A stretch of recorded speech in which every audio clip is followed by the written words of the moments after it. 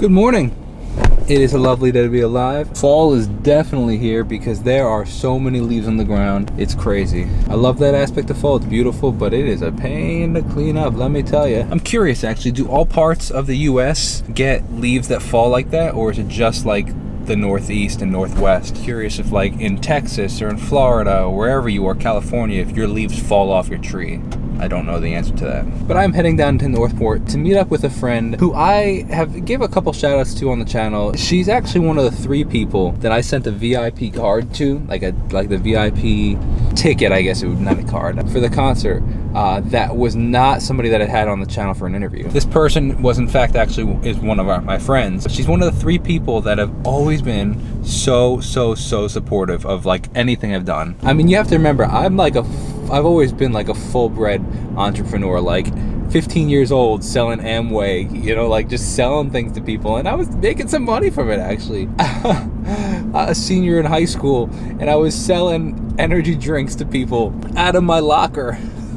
Like I literally bought energy drinks, say like they were $1.50 each. I was selling for like $3 or $4 each in the high school, which was funny, man. Oh my gosh. But this lady has always been in my corner, and I really appreciate that. And she wanted to, even still here, she wanted to hear how the concert went. And I mean, she was there, but she wanted to hear my thoughts, and just always so supportive. And I really appreciate that. And I guarantee, I would bet that no matter what you're doing personally, even if 99% of the world thinks you're crazy and doesn't agree with what you're doing, that there's probably 1, 2, 3 people that actually are in your corner. Stick to those people and be grateful for them, and let them know that you're grateful for them.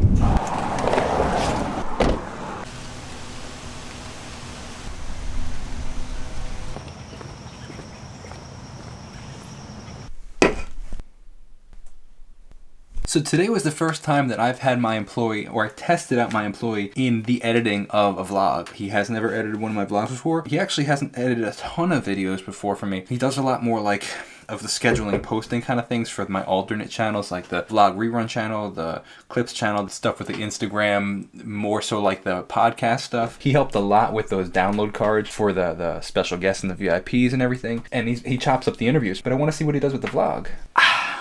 I don't know if I'll be able to let go of editing the vlog, but I at least want to test out other people's skills, because they might be way better than I am, and then we could just increase the quality and I could focus on other things. I don't know, but I wanted to test it out.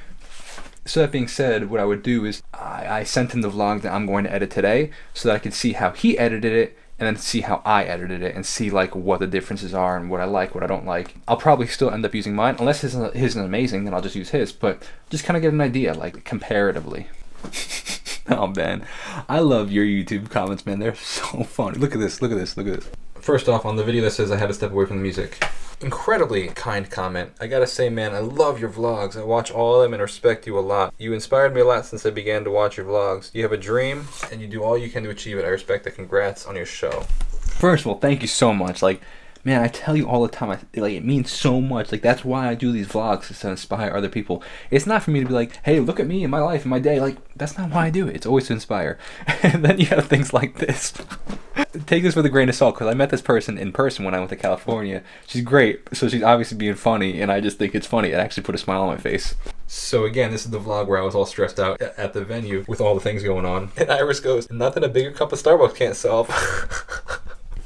I love that. It's so funny. What's up, Mr. Bullet? What's up? Do you wanna? Does somebody? I don't know. Would you like? I don't know. Would you like want to go for a walk? Maybe. Oh, is that the walk face? Is that the walk face? Come on, let's go. Let's go. Let's go. Let's go.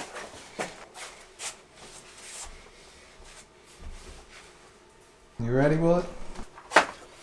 All right. So this is cool. So listen to this. Shout out to the 1975, because I just was on a walk with Bullet and I was listening to the new podcast with Zane Lowe in the 1975, and something Maddie Healy said, who is a spokesperson, kind of front man for the 1975, it just sparked this idea. And so I've been toying with the idea of like how to utilize the recordings, the audio recordings from the More Than Music Live from Melville. Do I release it as a whole album, edited, unedited? What do I do? And I kind of had this idea. So I'm thinking, what if I take the album, take all the recordings I have, and turn them into something that I would call like maybe the Melville album or the More Than Music album. And what it is it's based off of those live recordings as the core, and then make them like an album like quality, in the sense of like, okay, if things aren't in tune or off key or off time, I put them back in time or in key. But the point being, though, the difference being, like, I don't market it as a live album, I just market it as the Jacob Restituto sound. I feel like the music that I played then is more indicative of the Jacob Restituto sound than some of the recordings that I have. But the difference being the fact that, like, I haven't really been able to produce that sound because I didn't have a band in the past. Now I do, and I'm able to produce it. So I'm curious, like, because like, you listen to like Modern Love, and I really like how it sounds, but it's very different than how we played it live. You listen to We Have Everything, and it's very different than what we have live. Now both are kind of Jacob Restituto, but like, I really like this new rockier style, and I don't know. But I'm kind of liking that idea. So I think I'm gonna take a listen to what Matt has recorded and what that is. I haven't even opened it yet. I haven't even looked at it yet. So see what that is. I might call Matt to see what it would cost if he mixed it. Maybe if I just do it myself. I don't know. I have no idea, but I think it's a cool direction.